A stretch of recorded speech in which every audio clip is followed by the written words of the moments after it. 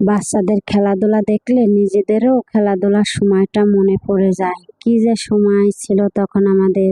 এখন এই সময়টা এই যে দেখেন বন্ধুরা, কি টেনশন, সংসারের চাপ নিজের ঘাড়ে। বাচ্চা কাচ্চা নিয়ে নিয়ে নিজেই সামলাচ্ছি সংসারের চাপ। তো গুলা রুটি বানাবো আর সাথে রয়েছে ডাল, পাতলা ডাউল। তো গুলা রুটি যে বানিয়ে নিচ্ছি, তো পাতলা পাতলা করে। অবশ্য আমার কাছে গুলা রুটি আর পাতলা ডাল খুবই ভালো লাগে। আমি এত ভালো খাই, মানে রুটির চেয়ে বেশি ভালো খাই গোলা রুটি আর পাতলা ডাউল। তো এই যে বানিয়ে চলে এলাম ডাউল আর রুটি নিয়ে, গোলা রুটি। তো যে বাটিতে আমি অলরেডি ডাউল উঠিয়ে নিচ্ছি, আমি আর ত্রিদীপ সোনা বসে খাবো একসাথে। তো ত্রিদীপ বললাম আমাকে ছেড়ে দাও, তো একটু ছেড়ে দিলাম। ও ভিজিয়ে ভিজিয়ে খাচ্ছে, আম খাচ্ছে। খেয়ে দিয়ে চলে এলাম বারান্দাতে পর্দা দুটো সরিয়ে দিতে। সকালে প্রচুর বৃষ্টি হয়েছে, বৃষ্টি হওয়ার পরে আবার রোদ হয়েছে, ভাবলাম পর্দা দুটো সরিয়ে দিই।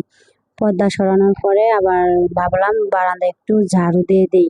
তো এখানে জিনিসপত্র রাখি, তাছাড়া আর কোনো কাজ হয় না। এখানে 30,000 পড়ার টেবিল আর চেয়ার আর বাদ বাকি যা বেজাবি রাখি।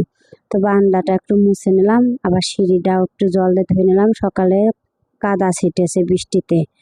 তো সিঁড়িটা ধুয়ে চলে এলাম চাউল ধুতে। তো চাউলটা আমি একটু ভালো করে ধুয়ে নেবো, এই যে ঘোলা জলগুলো বের করে। এখন চাউলটা বসিয়ে দিলাম রাইস কুকারে।